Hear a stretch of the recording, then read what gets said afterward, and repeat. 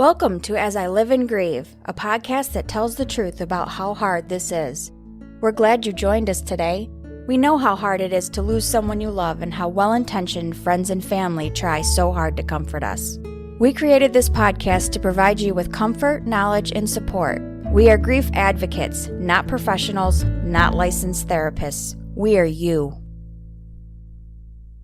Today we are speaking with Mike Perotto, who's been a funeral director since 1988. Mike attended Canton College for mortuary science. After completing his residency, he earned his funeral director's license. Since then, he's been growing the business with his dad, Phil, and brother David. A large part of his commitment to improving funeral care is being involved in industry-related organizations. He has previously served as president of both the Preferred Funeral Directors International, PDFI, and the local Rochester Genesee Valley Funeral Directors Association. Mike is currently serving as a board member for the Grease Rotary. Mike has enjoyed watching his own sons, Michael and John, grow into young men who are now creating their own distinct futures. Mike's third son, Rocky, is the family's faithful companion. He is also a friendly staff member at Bartolomeo Perotto Funeral Home as a grief therapy dog. Aside from keeping lacrosse stats on the sidelines of his son's games over the years, Mike is a true outdoorsman who loves to hunt, hike, fish, or just sit around a campfire with friends. When he gets some spare time, he likes cooking and perfecting timing and flavors with his food smoker. Rocky was born June of 2015. He resides in Greece with his father, Mike, and his brothers, Michael and John. At home, Rocky enjoys playing tug-of-war and watching the critters in the backyard. He is definitely not a squirrel fan. He likes to sit on the lap of anyone who thinks they are going to watch TV, and believe it or not, he actually watches the TV. He loves to play fetch, and he is always underfoot.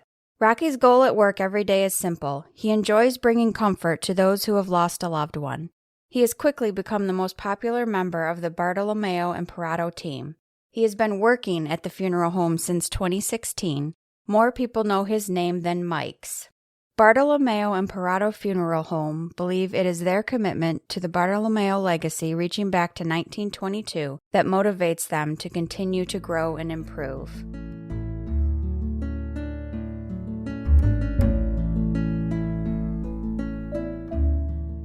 Good afternoon, Mike. Welcome, and thanks so much for joining us today. I'm so excited for our listeners to hear about Rocky and his special way of helping people at a critical moment.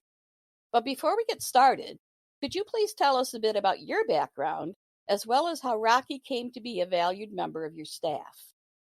It started really years and years ago before Rocky was ever born.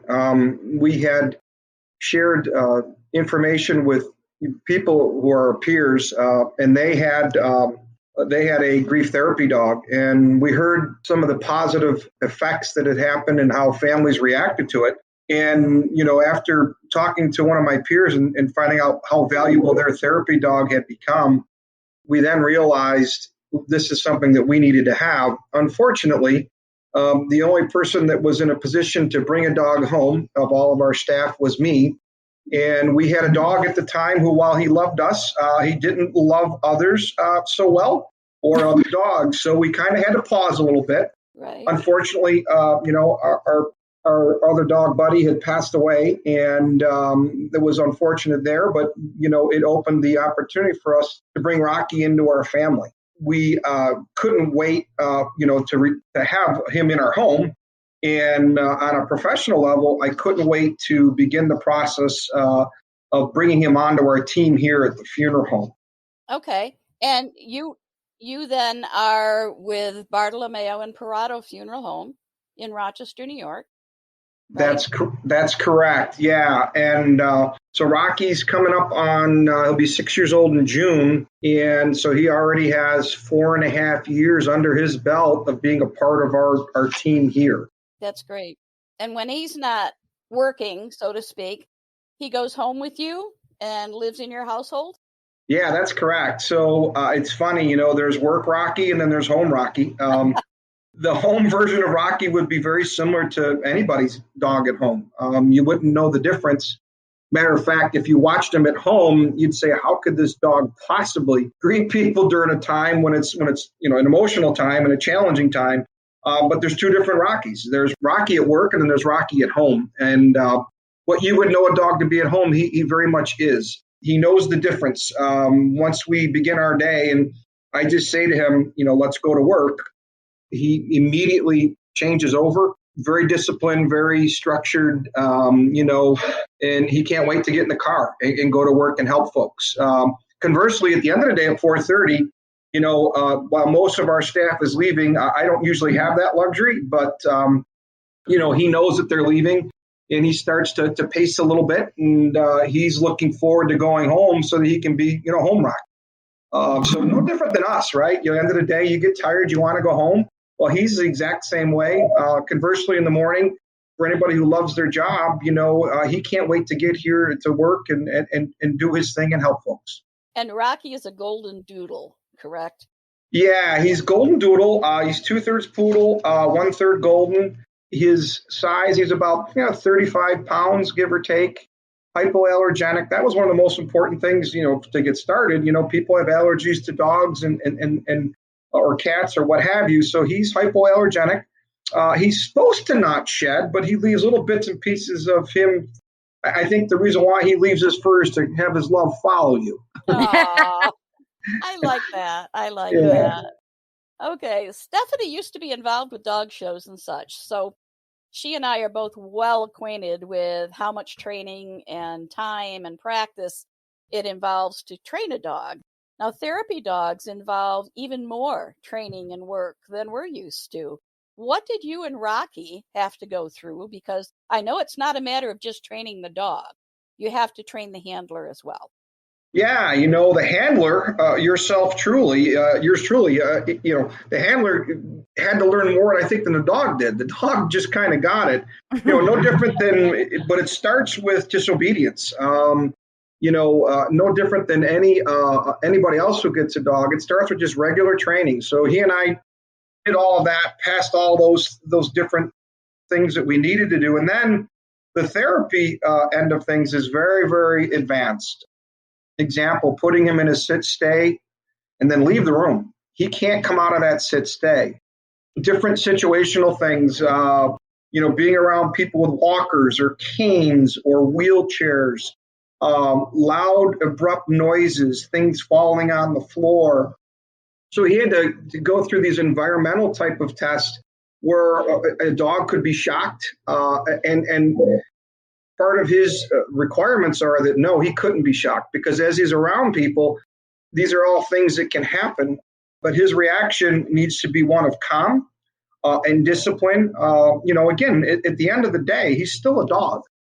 Right. And he has natural tendencies, and he has teeth, and he has claws on his paws. So having the right dog, it started back really in the beginning. The trainer that we had, who was local, actually came to help us pick through the litter, and we had the pick of the litter. The breeder was out in Spencerport, and once the trainer came, she did all these random tests with all the puppies, and there was a whole bunch. She said, "Okay, you can't have any of these, right, but you can pick from any one of these." And she was looking for beta personalities. An alpha dog, so to speak, is one that is not good in this role, right, because their instinctive tendencies to protect kick into place. And with a therapy dog, those instincts have to be as minimal as is possible. They have to be beta. And he has to be beta to me. Right. So that I can get his attention no matter where we are, and make a motion to him with my hand, a sound with my mouth, or verbally give him a command, and he needs to, on a dime, stop and do that immediately. So a lot of this training was training for me, all the different situational things that can happen. As an example, whether it's my home or at work, for us to continue with me being the alpha and he being my beta as we're working together, he's never allowed to go upstairs before me or go through a threshold in front of me, because then that would his mind says, okay, I need to protect Dad. I need to protect Mike Perotto, as opposed to, no, Mike walks through that threshold first. Mike's good. I don't need that role of he protecting me is never allowed to happen. So it's ongoing. It's situational. It's when I bring him home, when we go out for a walk. I could take him on a walk anywhere without a leash, and I just pat my right knee, and he knows that's where he needs to go. He can't walk in front of me. He can't leave my knee unless I give him the command that releases him. Wow. That's quite an education.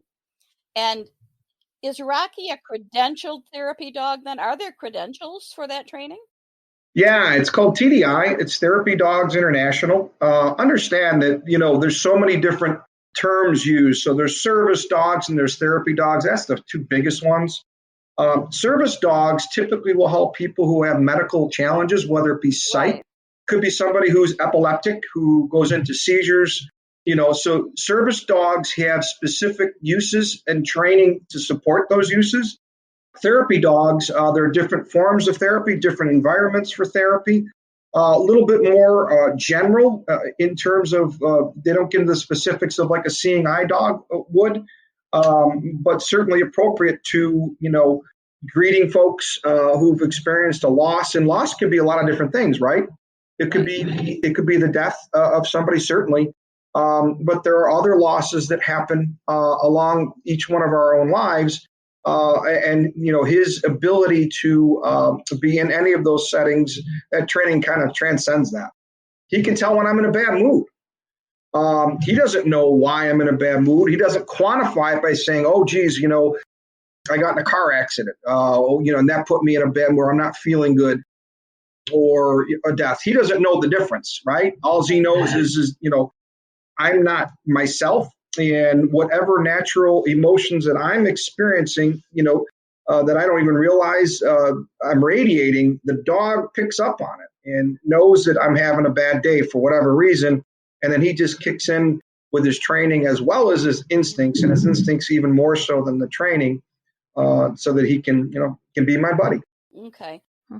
Does he have a full name? I know a lot of dogs that are, born with breeders, and a lot of it depends on their breeding and their certificates. Does he have a full name, or is he always just Rocky? He's just Rocky. Just Rocky.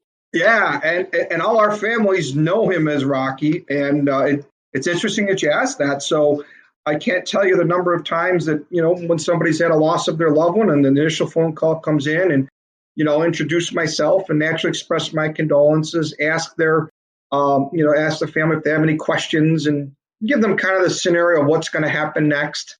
And at the end, towards the end of the conversation, they'll say, "Well, is Rocky going to be there when we come?" And I'll say, "Well, sure." And then as we're winding up the conversation, and then they'll go to, "And what's your name again?"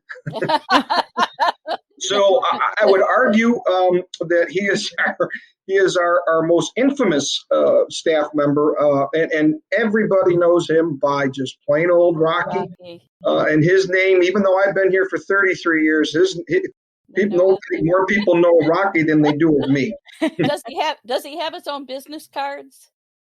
We have his own cards, and we do. And the kids, obviously, an adult may not necessarily want Rocky's business card, but it's really cool for the little kids. We've got cards, we've got magnets. So for the little kid that was here, and the dog Rocky made a great impact for, we give him Rocky's card, and it's funny. I hear back from people, and they say, "Oh gosh, they put his card on the refrigerator, and we can't take it down."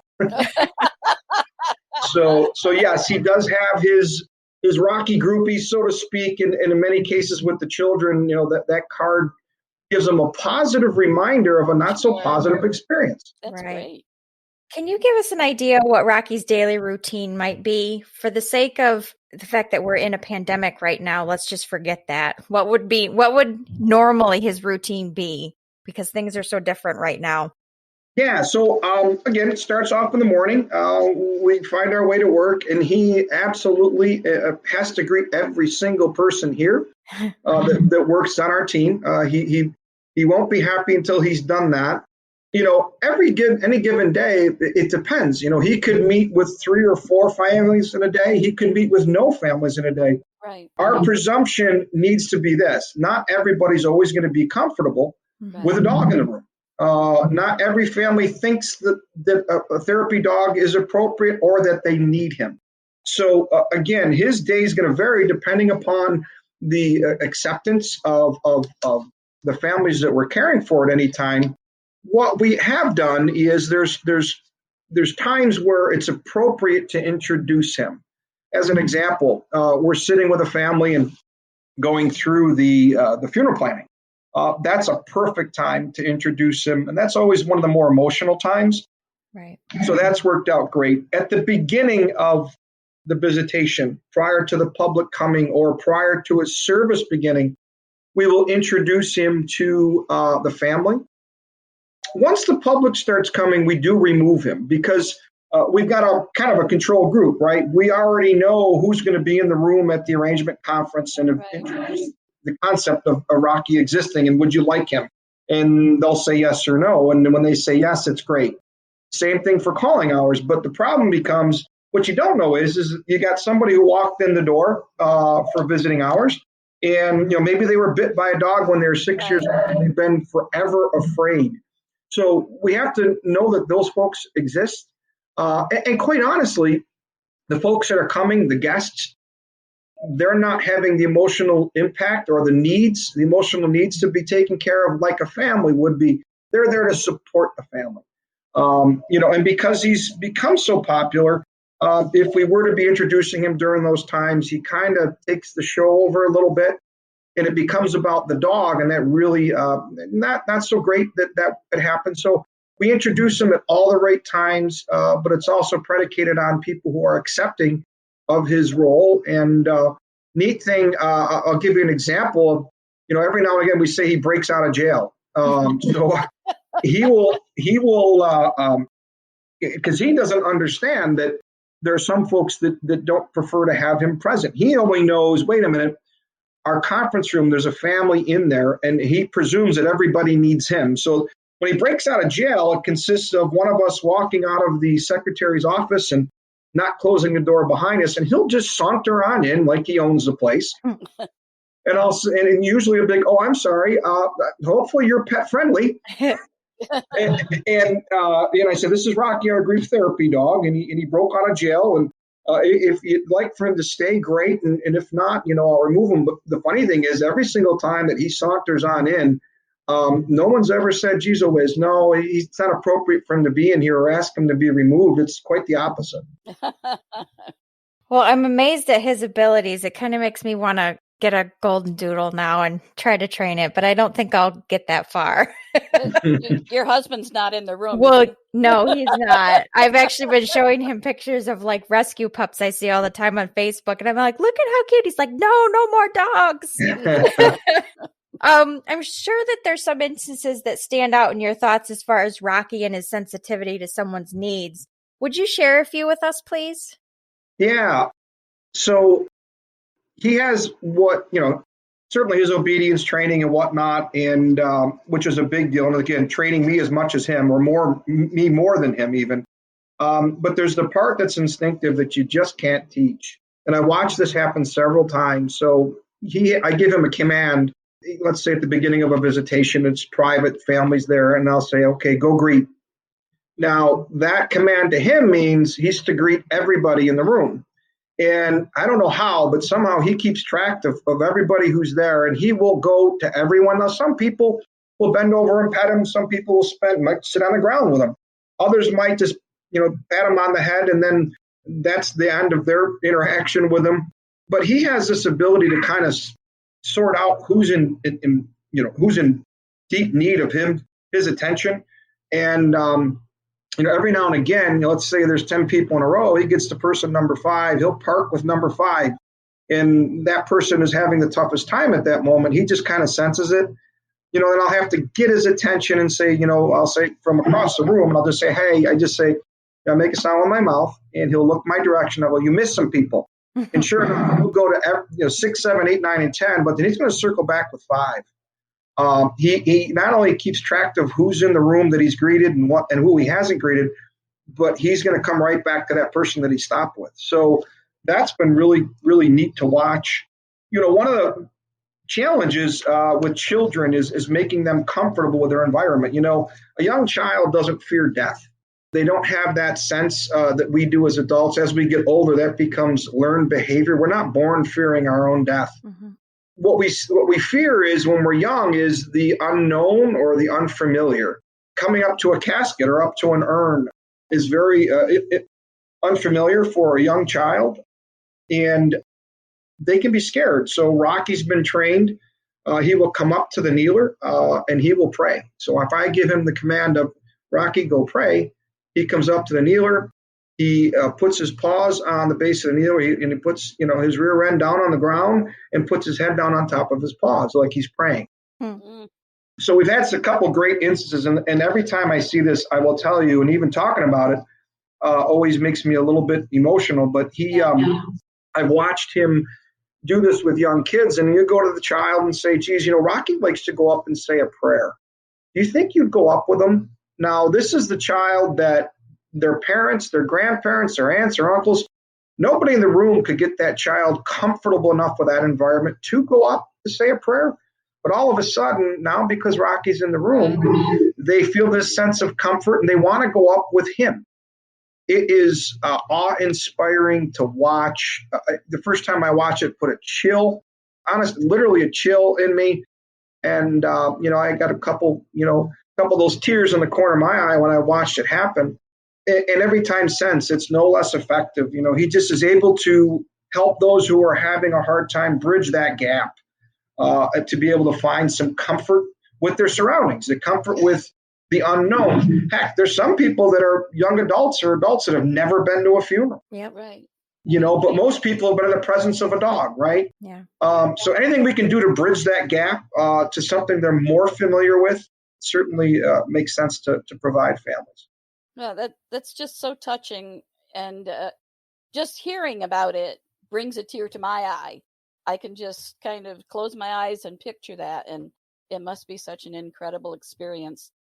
I can also imagine being the mother of one of those young children and just feeling that something incredible has just taken place. So, as we've talked about Rocky and his ability and sensitivity, it makes me wonder. So here's our big question for you. In your opinion and experiences, why is Rocky able to reach people when other family, friends, and visitors can't quite help anybody feel comfortable? This is always a tough question. I mean, there's a definite answer for it. Honestly, I wish that the answer wasn't what I'm about to give you. But think of your own daily lives. We have boundaries. Human beings have boundaries. There are some people are uncomfortable hugging all the time. Other people are huggers by nature. Mm-hmm. Other people like to extend a kiss on a cheek or like handshakes or embraces. But even people who are a little bit more on the warm and fuzzy side, and they want to embrace, they want to hug, there's always a limitation. Those are brief moments in time. They come, they go. The thing that with Rocky, and I witnessed it, he doesn't, not only does he know those boundaries exist, he sure as heck doesn't respect them. He comes into your space. He's just going to instinctively do that. He's going to nuzzle in next to you. He is going to come into your boundary in a way that another human being would not. No matter how close you are with him, he's just coming right in, right? That's how a dog shares their love. So the boundaries that we have as human beings, they always say, man and woman's best friend's a dog, right? Well, and I think that's why, because they'll come into your life physically in a way that no other being will. Now let's transcend what I just said there into, well, all right, now we've experienced a loss and someone has died. One of the best things we can do is to break those boundaries down and to let people into our world. Right. And Rocky's coming into your world, whether you want him inside that boundary or not. He's naturally just going to do that. So the barriers that exist, the boundaries that exist, he's able to break those down, and he totally ignores them. That's not how he works. The other thing is anybody who's pet friendly that likes dogs. And, I can think of any time there's a dog in my presence. once I've determined that they're safe, right, everybody stops and you pet the dog. Mm-hmm. And I think during that time frame, again, if you're pet friendly, I think during that time frame, it takes away some of the pain or the anxiety or the grief that people are feeling. Because in that moment, if you're pet friendly, all you're thinking about is happy thoughts to pet that dog. And I think subconsciously, and I don't know this, but I'm a pretty good observer of people. I think subconsciously, what's happening is people are in that moment are feeling better. And I think maybe that helps them to say, you know what, this is going to get better in time, because it just did, even if it was for 10 seconds, right? While that you leaned over to pet that dog, it made you forget your pain, if not for a moment. Yeah, it's a nice, quick little distraction that might make you smile for a second. Yes. Yeah, that's really quite poignant. And that comes at a point in time. Now, understand when the old saying, time heals all wounds, right? Well, at the beginning when Rocky's being introduced, there has been no time to heal anything. Right. So the pain is its most severe. The grief is at its most gripping. So at this point, to your point, Stephanie, you said, the dog helps to create a distraction. I would agree with that, but I'd take it a step further and say, you know what? The dog makes them realize, you know what? I just felt a moment of joy. Right. Yeah. And I think it just subconsciously tells folks, hey, this is going to get better. Mm-hmm. Yeah, I would definitely agree with that. I know Stephanie has dogs. I have a dog. And of course, I'm getting old enough when I think, okay, this is the last dog I'm going to have, because the older you get, the more difficult it takes, the more time it takes, and the more difficult it is to care for your dog. But then on the other hand, I think when the dog is at the groomers or the dog's at the kennel and I haven't yet picked him up, I think, oh my gosh, it's just way too quiet around here. I just feel like there's a part of my comfort zone that's gone. It's missing. So I can't make that promise anymore. Who knows what's going to happen?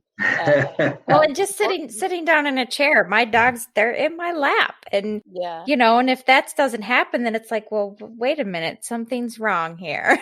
Yeah. Well, and right. I mean, think about it. The words unconditional love. Yeah. Yes. So you and I could get into a discussion, and maybe we're albeit temporarily, but we might get upset with one another. Mm-hmm. Right. The dog doesn't. Right. He forgets real quick, and he's ready to give you his love immediately. Whereas you and I might be mad for 2 or 3 days at each other. Right.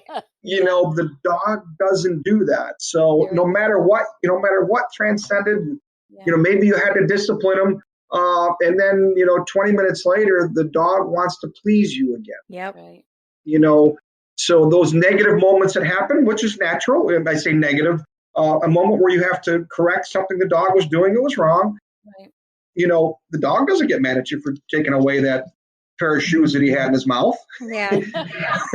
He forgets that. He doesn't hold a grudge and say, man, Mike wouldn't let me have that shoe. Exactly. He forgets that, and he moves on to, that unconditional love that, and again, like anything else, right? They become a part of our family in the absence of they being home. Yeah. Rocky he's going to be 6 years old. He's never, ever spent a day in a kennel. Mm-hmm. Because there are people that, including every one of our staff members that say, anytime you need to go out of town, Mike, we'll take Rocky home. I have to be careful because I'd be afraid that they wouldn't give him back. I think that's probably a good thing to worry about. Our time is almost running out today, but I don't want to wrap things up until we ask you if there's anything else you would like our listeners to know, whether it's about Rocky, whether it's about your organization, whether it's about your field, how you help people, how you serve people. Is there anything you want our listeners to hear? From the standpoint of, Bartolomeo and Perotto, we're 98 years in the community. Most people have heard of us. Unfortunately, in some cases, we bury generation after generation of their family members. In terms of those who don't know us so well, Rocky's just a great example of thinking out of the box, getting away from the traditional things that we would know that exist at funeral homes. we're constantly trying to find the next opportunity that we can help families. And that's a tireless effort, and it's one that never gets completed, right? Because you can always make it better tomorrow. Hey, we did it great today. That's fantastic, but so what are we going to do tomorrow to make it even better than we did the day before? Rocky, I think, is a symptom of that. He became, it started off as an idea, and before you know it, as I mentioned earlier, he's our most popular staff member. More people know the dog's name than mine, and I take him for a walk, and everybody says, "Oh, is that Rocky?" And I bumped into somebody had taken him to the vet, and sure enough, I'm walking in, and I didn't know who the person was, and they looked at me and said, "Is that Rocky?" And I said, "Yeah," and he says, "Oh my gosh, he took care of my uncle. He was there and made him feel better." And then again, at the end of the conversation, now, which Perotto are you again? So I think, know that Rocky's not for everyone, but for those who are pet friendly, Rocky's here to do his thing. I couldn't imagine him not being at work. Mm-hmm. He gives us all comfort, even just something as simple as, you go to work, everybody has a bad day or a good day, right? There's times here that, we'll have a bad day, anybody for that matter, any one of our staff, our team, and they'll look for Rocky because therapy comes in many ways. So we love having him. We love the fact that the community's reacted so positively to him, and I could never imagine coming to work and not having him by my side. That's great. Is there a section on your webpage where people can see pictures of Rocky? Yeah, there is. So on our webpage, it's www.bartolomeo.com. There's pictures. And again, he's our most popular guy. And from time to time, we will, in fact, remind folks, because not everybody knows about us or not everybody knows about him. But from time to time, we do promote the fact that he's here.